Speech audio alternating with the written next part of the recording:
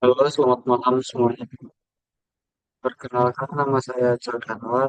NIM saya 441231104. Kelas 5 MB Teknik Rekayasa Konstruksi Kapal. Hari ini saya akan menjelaskan mengenai tugas ATS Ilmu Kekuatan Bahan. Yang pertama, berikut ini adalah lambang atau simbol. Di sini ada lambang sigma, epsilon, modulus elastisitas, modulus geser, delta, I, U, gamma, dan tau. Kemudian soal pertama,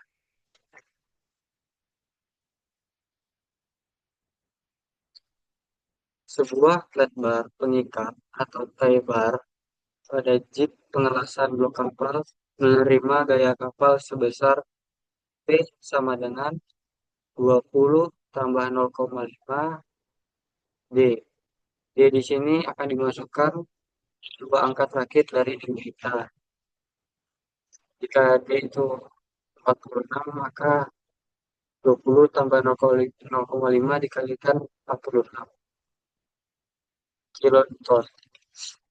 Material banyak karbon sebesar 203 paksal. Dimensi perampang lebar sama dengan 60 mm. Tebal T sama dengan 8 ditambah 0,1 kalikan D atau mm. Dan panjang ukur atau dot length sebesar 500 mm. Tegangan normal rata-rata sigma adalah sigma sama dengan P per A. Yang ditanyakan adalah tegangan normal rata-rata, sigma sama dengan P per A, tegangan normal, epsilon sama dengan sigma per modulus elastis. Tambahan panjang, delta L sama dengan epsilon dikalikan L. Dan yang terakhir, apakah kondisinya aman jika tegangan ini di galangan ditetapkan 140 megapascal? Aman atau tidak? Beri alasan singkat. Nah, yang kita ketahui di sini yaitu sama dengan 46. Gaya tarik sama dengan P sama dengan 20 ditambah 0,5 dikalikan D. D saya adalah 46 km. Kemudian dapat dihasilkan 20 ditambah 23 kN, maka hasilnya 43 kN. Kemudian kita konversikan lagi 43 dikalikan 10 pangkat 3 Newton. Modulusnya 203 pascal, kita konversikan lagi jadi 200 dikali 10 pangkat 9 pascal. Lebarnya di sini 60 mm, kita konversikan ke meter menjadi 0,060 meter. Tebalnya T sama dengan 8 ditambah 0,1 D mm sama dengan 8 ditambah 4,6 mm, maka hasilnya adalah 12,6 mm. Kemudian dikonversikan ke meter sama dengan 0,0126. Panjang ukur adalah 500 mm. Dikonversikan ke meter menjadi 0,500 meter. Tegangan injin yang ada di galangan adalah 140 megapascal. Kita konversikan ke pascal menjadi 140 dikali 10 pangkat 6 pascal. Yang pertama adalah luas penampang. Kita A sama dengan B dikali T. B 0,06 meter dikalikan T 0,0126 meter. Maka hasilnya adalah 0,000756 meter kuadrat. Tegangan norma rata-rata sigma.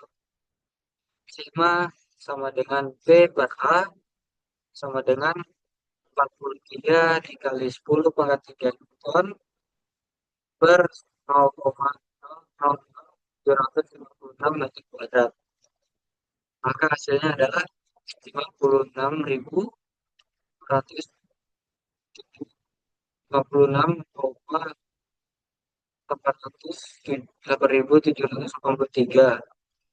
kalikan 10 pangkat 3 Pascal. Maka hasilnya 56,9 Pascal.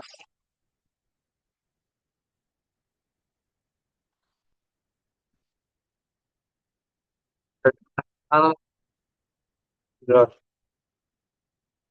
rumusnya epsilon sama dengan sigma per drastis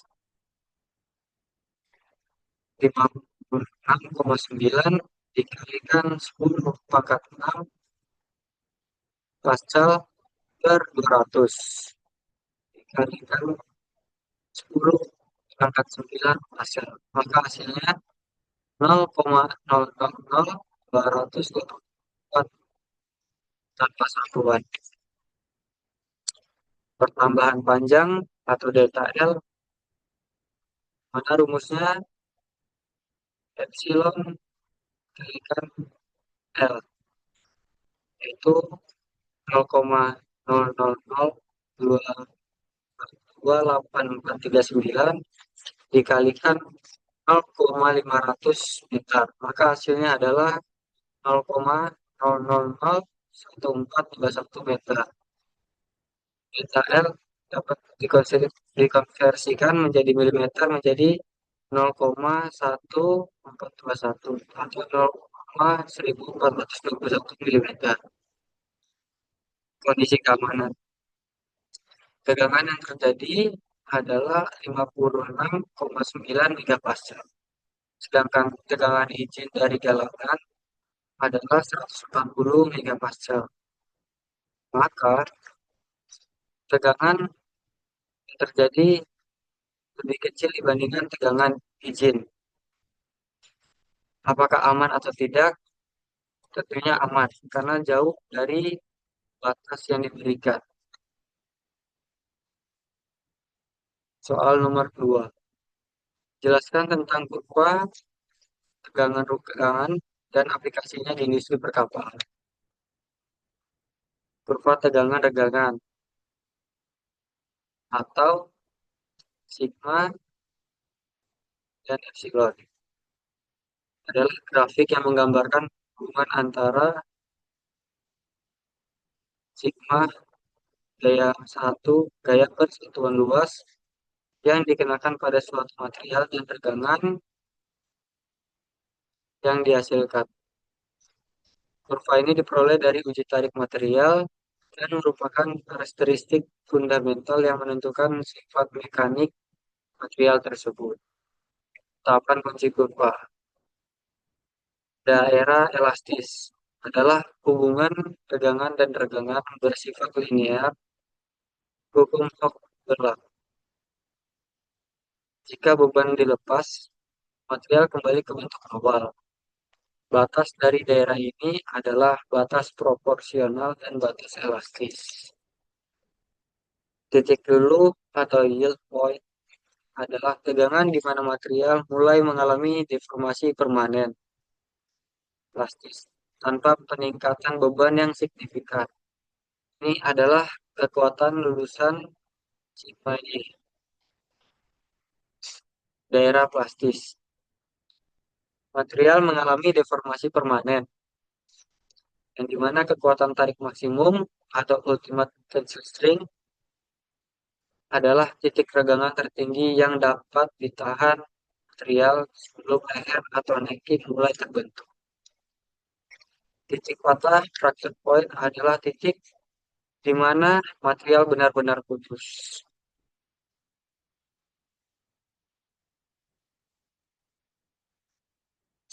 Aplikasi di industri perkapalan. Kurva sigma sampai kurva epsilon sangat penting dalam desain dan fabrikasi kapal karena menentukan pemilihan material yang tepat untuk struktural kapal.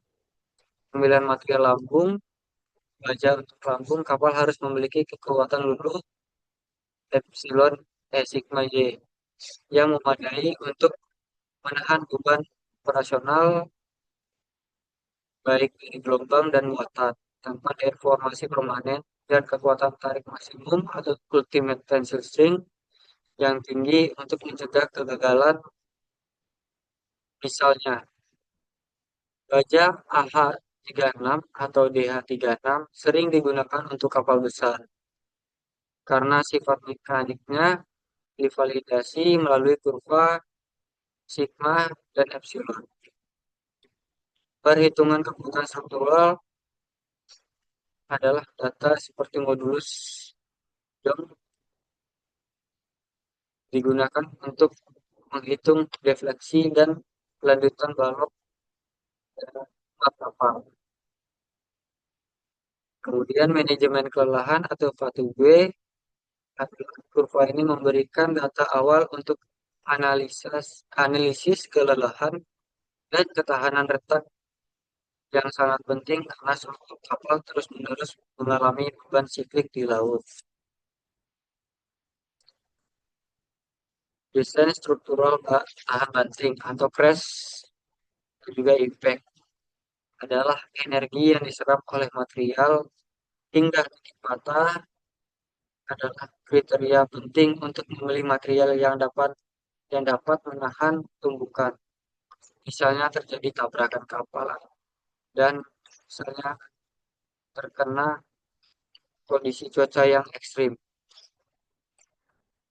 Kemudian soal nomor 3, Clevis pin single shirt pada bracket hoist di bengkel fabrikasi menahan gaya vertikal. P sama dengan 15 ditambah 0,4 D. D ini digantikan dengan dua angka NIM terakhir kita. Dibaca pin sama dengan D adalah 12 tambah 0,1 D mm. Asumsikan pin bekerja pada geser tunggal atau single shield. Sifat material baja pin sebesar 200 gigapascal,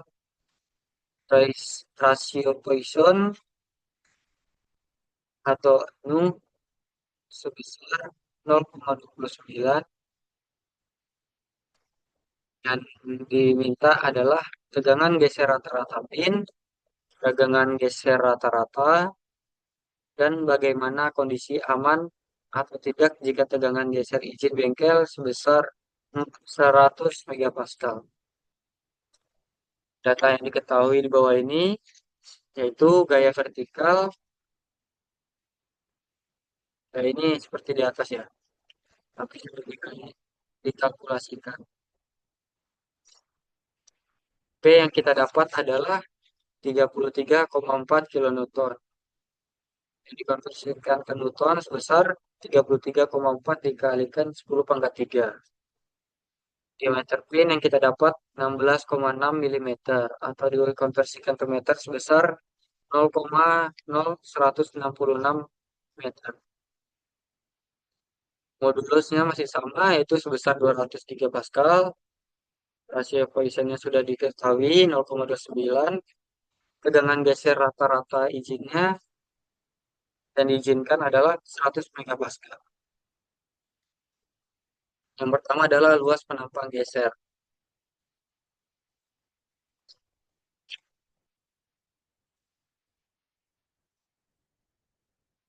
AS sama dengan I per 4 dikalikan D kuadrat. Atau Pi per 4 dikalikan 0,166 milimeter pangkat 2. Hasilnya adalah 0,0002.164 milimeter kuadrat. Kemudian tegangan geser rata-rata. Tegangan geser rata-rata sama dengan tau sama dengan P per AS atau 33,4 kali 10 pangkat 3 Newton per 0,0002.164 meter kuadrat. Maka hasilnya adalah 1000, sorry, 154.323 dikonversikan ke megapascal menjadi 154,32 megapascal. Kemudian modulus gesernya atau D sama dengan modulus elastis per 2 dalam kurung 1 ditambah N atau 200 dikalikan 10 pangkat 9 Pascal per 2 dalam kurung 1 ditambah 0,29 sama dengan hasilnya adalah 77.519.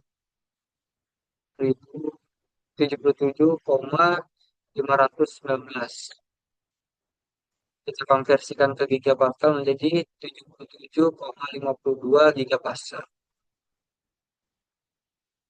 Tegangan geser rata-rata gamma yaitu gamma sama dengan tau per G atau modulus geser yaitu 154,32 dikalikan 10 pangkat 6 Pascal per 77,52 dikalikan 10 pangkat 9 Pascal sama dengan 0,001990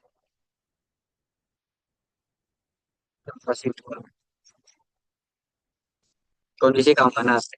Tegangan yang terjadi adalah 154,3 megapascal.